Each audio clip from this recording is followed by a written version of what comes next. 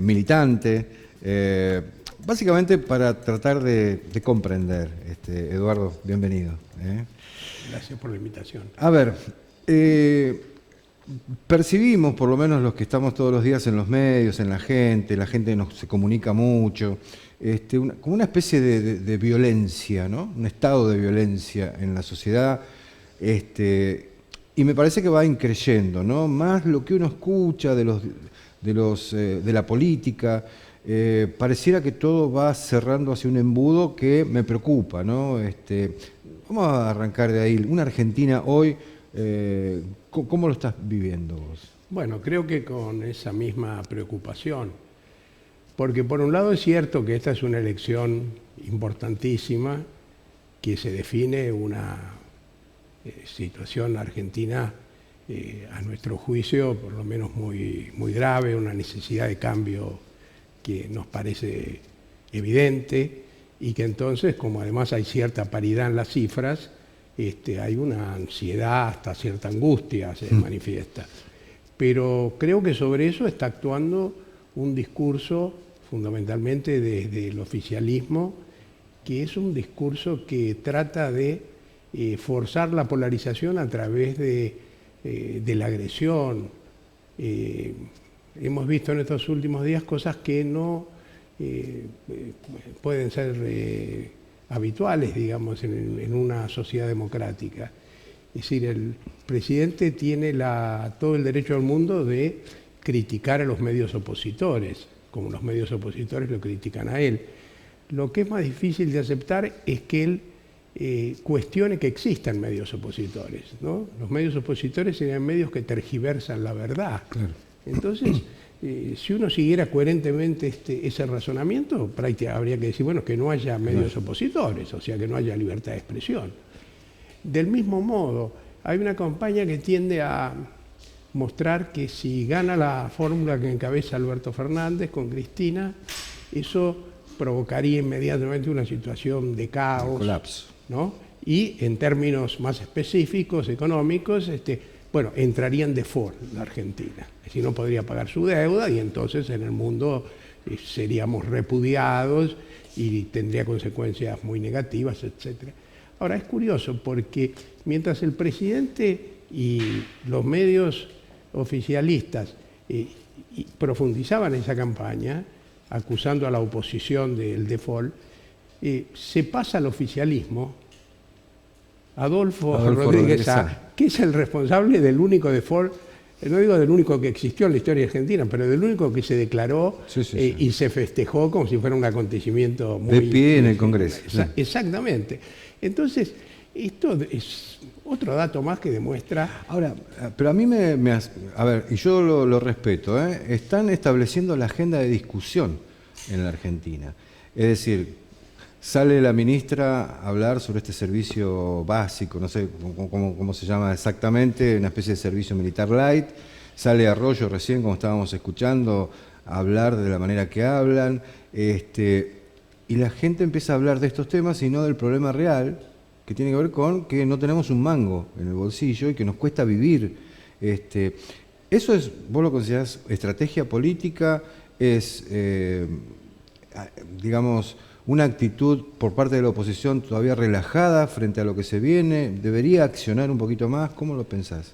Bueno, creo que es una estrategia política del gobierno porque el gobierno comprende que no tiene nada que decir en materia económica. Y si uno compara esto con la campaña del 2015, ve que, bueno, tal vez hay una similitud en el sentido que no se dicen muchas cosas ciertas por el lado del gobierno, pero en ese momento Macri podía decir que él iba a mantener todas las cosas que se habían hecho en los 12 años kirchneristas que consideraban positivas, como por ejemplo ganancias, sí, y además fundamentalmente que no hubiera recesión, pero por otro lado podía prometer algunas cosas, la verdad que no muy claras, poco generales, pero un proyecto optimista que evidentemente en una población que, aunque no tuviera muchos agravios que hacerle al gobierno anterior, podía estar un poco cansada, digamos así, de esos 12 años de un mismo signo político, aceptó. Hoy ya no puede volver a decir aquellas cosas que dijo en el último discurso, o en la última debate presidencial de la campaña con Scioli, porque obviamente sería tomado a risa. Y no puede negar que los principales indicadores de la economía demuestran una situación gravísima. Entonces, lo único que han podido hacer es decir que, bueno, pero por lo menos hay obras públicas. Entonces dicen, bueno, se han hecho cloacas, se han hecho caminos, y eso también disminuye la pobreza estructural. Eso es un disparate, porque en una sociedad que tiene los problemas económicos gravísimos que vive hoy la Argentina, donde se ven carencias muy serias en el servicio de la salud pública, en el servicio de la educación pública, pensar que porque se hayan hecho algunos caminos, eso ya está. Pero transforma además la situación de pobreza estructural de las poblaciones. Ahora, perdón, mucho más todavía criticable es cuando se ve que esas cifras no son ciertas. Claro. Porque evidentemente el gobierno ha hecho algunas obras, pero si uno toma los promedios de el conjunto de los 12 años kirchneristas, no es que haya habido un salto en las obras públicas. Y es más, desde que se ha suscrito el convenio con el Fondo Monetario, la verdadera cuestión es cómo logramos que no disminuya el ritmo de las obras públicas, que no ha tenido ningún crecimiento significativo. Te repregunto, Eduardo, porque a ver, no puedo entender entonces. Vos hablás de paridad en la expectativa en la elección. Ante este panorama que acabamos de describir, ¿cómo es posible que haya paridad en cuanto a las elecciones, donde el contexto daría, a ver, 2 más 2, me parece que tendría que ser básico la situación? ¿Por qué? Bueno, primero una aclaración. Sí. Yo dije cierta paridad, porque creo que hemos aprendido a no ser exitistas después de las últimas experiencias electorales, ¿no? Sí. Porque ya en el 2015 nos parecía absurdo que pudiera ganar alguien que tuviera un pensamiento, digamos así, una trayectoria, una visión del país como la que tenía Macri y su fuerza política. Pero creo que hoy, de cualquier manera, todas las encuestas están dando una diferencia a favor de Alberto y Cristina. La única discusión es si esa diferencia es ya clara como para pensar en un resultado favorable, definitivo, o si podría revertirse. Pero de cualquier manera la pregunta es válida, aún en el caso que... Me sorprende, porque claro, en otro momento de la historia, por mucho menos, ya está, listo, con los resultados que hemos tenido en 3 años y medio.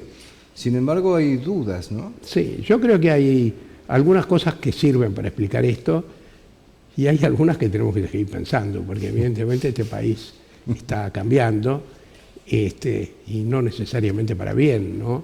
Hay, por ejemplo, propuestas como esta última que ha hecho la ministra Bullrich, de llevar a los jóvenes a los cuarteles de la Gendarmería para que allí hagan una especie de servicio militar voluntario. Bueno, yo creo que en otro momento hubiera provocado una reacción mucho mayor. A lo mejor lo que ocurre es que son tantas las cosas que hay que denunciar, que ya hay también como cierto acostumbramiento. Yo creo que incluso esto uno lo puede también trasladar al terreno del conflicto social.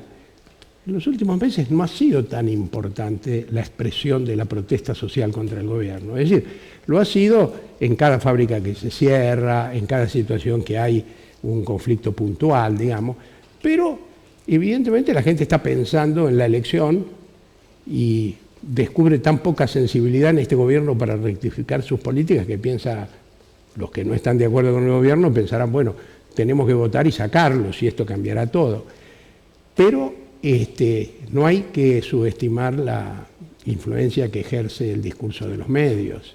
Ahí está el gran tema, ¿no? Y hay que ver que de pronto se repiten por los medios ciertas cosas que no son ciertas, pero que si la gente los escucha desde la mañana a la tarde, tiende a, de algún modo a veces, a aceptarla. Se magnifican pequeños logros y se dice, bueno, bajó la inflación al 2,7% mensual. Contentos. Entonces, claro, a lo mejor bajamos un punto en el ranking de los países que tienen inflación más alta en el mundo. Claro. Además, también se tergiversa el discurso en cuanto a las cifras, porque, por ejemplo, se dice, supongamos, cayó la industria 15% este mes en relación o 13%, digamos, en relación al año pasado. Y el año pasado había caído el 15%. Claro. Sí, pero eso es como decir que una persona que pierde 1 millón de pesos, si al año siguiente pierde solamente 800, se pone contento. Quiere decir que sigue perdiendo. Eduardo, permíteme una pausita y seguimos. Vamos a seguir hablando de esta naturalización del horror. Enseguida, ya volvemos. Estamos en vivo aquí en Argentinísima Satelital.